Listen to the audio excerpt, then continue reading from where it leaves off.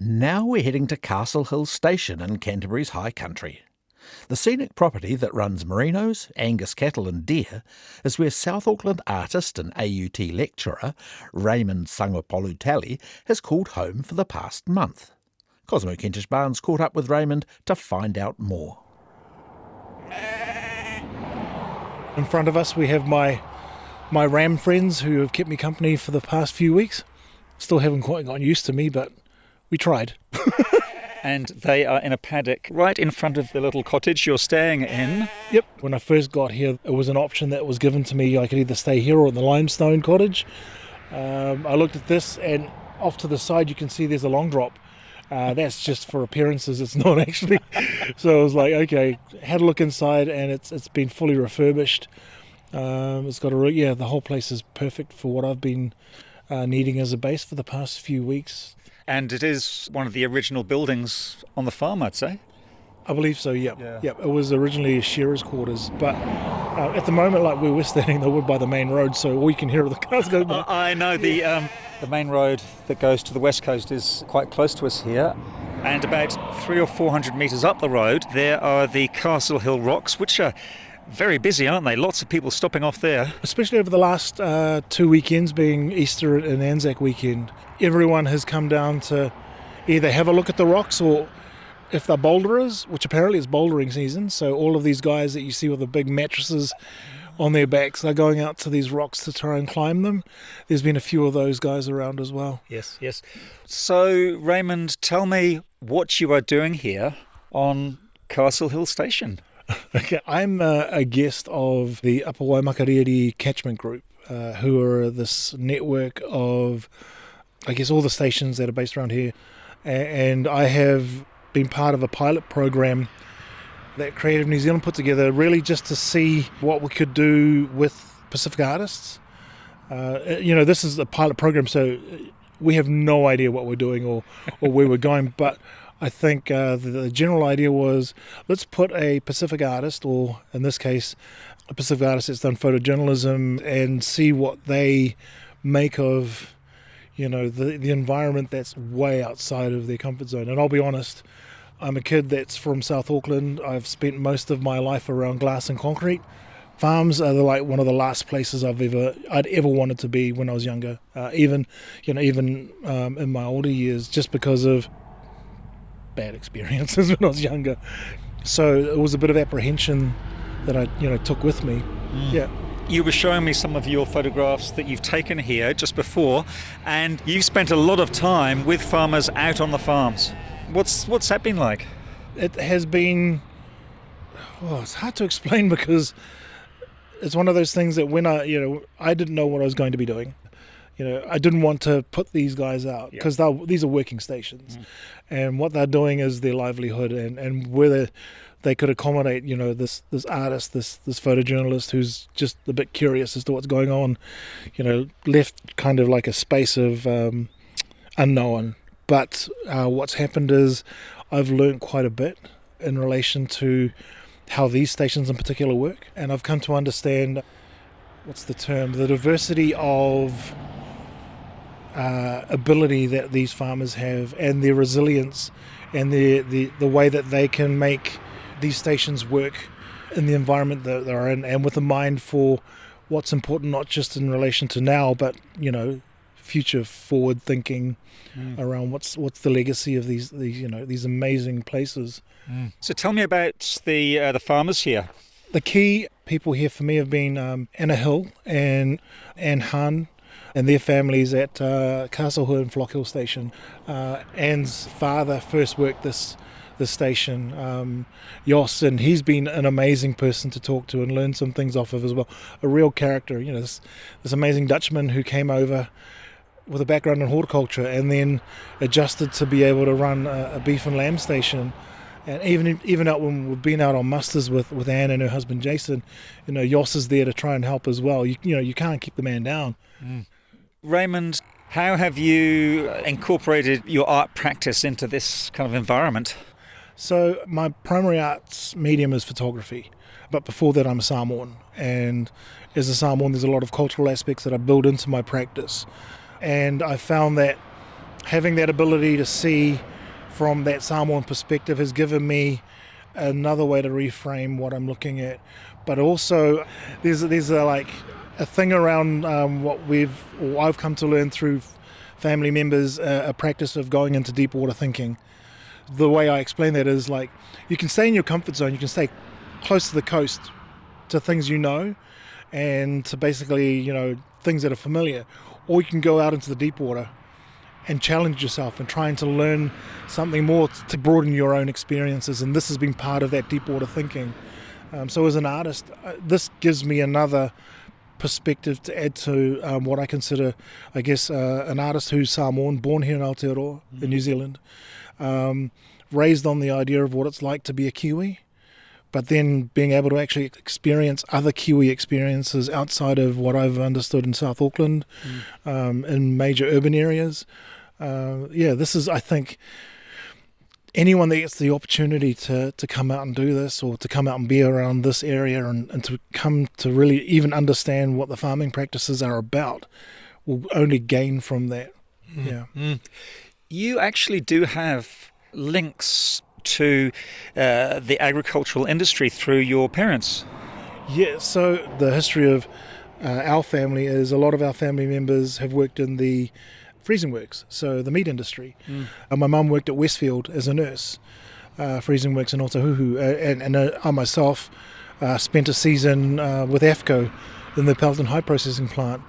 And with our father, when he first came to New Zealand, he had a cadetship with Wrightson down in Southland, and eventually, before he had to stop working when he got sick, he was working with Wiri wool brokers.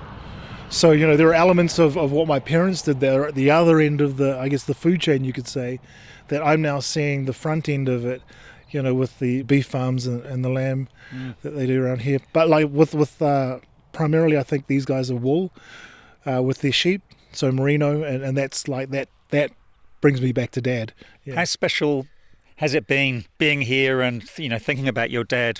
It didn't hit me at first until I kind of got more of a sense, and it was more one of those things when they had the shearers come in to do the crutching, and I went to the wool sheds, and that smell, which is something that I remembered as a kid, because over where Dad was working in Wiri, they had his office, and then at the back was the massive warehouse and the wool sheds. All the fadges full of wool. And that smell, you can't forget it. Yeah. And when I walked into that shed, I was just like, oh, Dad. Yeah, that's pretty special. It was amazing, and I went looking for some of Dad's old photos as a result, just remembering, that was part of our life as well. What do you plan to do with all the images that you've taken here? I'm primarily going to build a story out of it. A lot of that, though, also will need to be filtered through the community that exists, or that is part of the stations around here, because it's their story as well. So I will tell the story and show them it, and then if they need me to adjust, then I'll do the adjustments. The way that I tell stories is not as black and white as most journalism. Being a Samoan and being part of that Pacific culture, we are orators, and we do tend to put more of our emotions into what we're seeing and saying. So that story will be sort of tied to that. But I'm really hoping to take this back to our own communities. And one of the things that I thought about was, there's scope and scale in here for this experience to be given to some of our younger ones. Those who maybe doing something in the city is not something that they want to consider. And if we could find a way to get them to just maybe get some experience out here, work experience, and seeing, because this isn't something for everyone. But for those that do choose it, the rewards are massive. And I mean, part of the rewards is just being here. So do you think that there might be some young adults in South Auckland, for example, who might be interested in agriculture? I do think that is a possibility. And when I see some of the work that I'm seeing the farmers and the shepherds doing, I know there's that ability and that strength in a lot of the youth that we have that might gain something from this and find that maybe there's a life for them out this way as well. So I guess the key is how can you unlock that door? Exactly, yeah. So which stations have you been to since you've been here? So obviously Castle Hill is my first port of call. Flock Hill, Long Hill Station, Craigieburn, Mount White and Coralin. Each of those stations have given me different experiences. Each of them, like, there is a similarity in practice, but the execution is different. And I've been, really humbled to be able to watch what goes on. And I was like surprised at the size of the stations, but the number of staff. It's like you think, oh, okay, you're looking at close to 60,000 hectares? Yeah, Mount White Station's 70,000. There's the station manager and 2 full-time shepherds, and then whoever they need whenever they need to call them in. But primarily those 3. It's the same with Craigieburn and that. But like, everything is structured in a way that because they're so networked, when someone's needed, they're there. And it's the thing I love about this, the comparison between communities here and communities where I'm from. If something's needed, the community is so tight that people are there. And finding these comparisons really helps to bridge that urban-rural divide. Yep. The key things for a lot of our Pacific families, or say Samoan families, are tied down to faith, alofa naing, or love and family. And those things reflect here as well. And also with the catchment group that I'm working with, they're looking at how do you preserve and protect. There are things that are happening within the environment.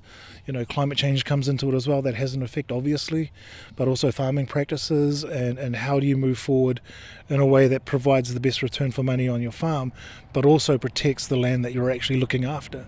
And that's key to a lot of the ways the people that I've met have been thinking in their management process. And the first day you got here, you even went to a catchment group meeting. Yep. That's where I first had my introduction, and I got to meet everyone. And like that meeting, all the discussion that came from that was around land management, land protection. How do you mitigate some of the issues that have come from things like the big fires that they've had last year, the droughts, that come through. You can do as much as you can, and nature will just turn it all on its head. So how do you become a resilient person in that sort of conversation? And these farmers, they're not only farmers, they're guardians. And like, they do love their animals. I've showed you some of the photos that we got from when they were doing the muster, and all the animals I saw were healthy. They're well cared for. Beautiful looking animals. Their coats are shining, aren't they? Very stroppy sometimes too, though. They don't like being told it's time to move on, you've had your holiday. But like, I've been really just blown away by the way they care for the other animals, like the dogs. They're such a vital part of farm life here. I did notice you've taken quite a lot of pictures of working dogs. Yep. You've really captured their characters. Oh, yeah. Is there one image you've taken that stands out for you? The shot I got of Brendan Smarty on that muster when he's looking over the valley and across at the mountains, and like we just had that dump of snow high up, and in my mind that's that, what an office. So who is Brendan? So Brendan's the shepherd over here on Castle Hill. He's Anne and Jason's right hand man. He's been a good friend to me while I've been around here too. I nearly ran out of firewood a week or so ago, and he turned up in the Can-Am fully loaded, ready for me to so he's really looked after me. All of them have. All the shepherds have been incredible. People like Brendan, who's older, and then you've got guys over at Mount White like Harry and Bailey, who are quite young, but Harry's only 20, but he comes from farming background, so this is all he's ever known and all he wants to know, from what I understood. And I'm having this conversation with him as we're going out to muster deer, and then Poppy, who's the daughter of Sam, the station manager, pulls up in this massive tractor. She's off to drop silage, and everyone knows what they're doing on the farm, and I love to see it. It's very similar for us as Samoans, is that everybody has a role within the family unit on the land. Yeah. Now we will put a few of your photographs on Country Life's RNZ webpage, but will you be having an exhibition? How will people see the full body of work? That's a discussion that I'll take up with Creative New Zealand, and that's sort of part of this pilot process, is to work out where we go from here. We've learnt a lot now. How do we get this out there? What's next? What's after Castle Hill Station? After Castle Hill Station, it's back home, getting myself sorted to teach again. Plus, I'm also a PhD candidate, so I've got to get back into getting my head around what that project is. And surprisingly, what I've done in here will probably inform that as well. With my PhD project, it was looking at photography from a Samoan perspective in the way I teach and learn, but basing it on Samoan practices tied to taro plantations. And there's a lot of bleed in from what I've learned here that kind of ties into that as well. Not literally as in plantations, but just the sense of learning and passing on knowledge. And it's passed on by doing. South Auckland artist and photographer Raymond Sagapolutele talking to Cosmo at Castle Hill Station in Canterbury's High Country.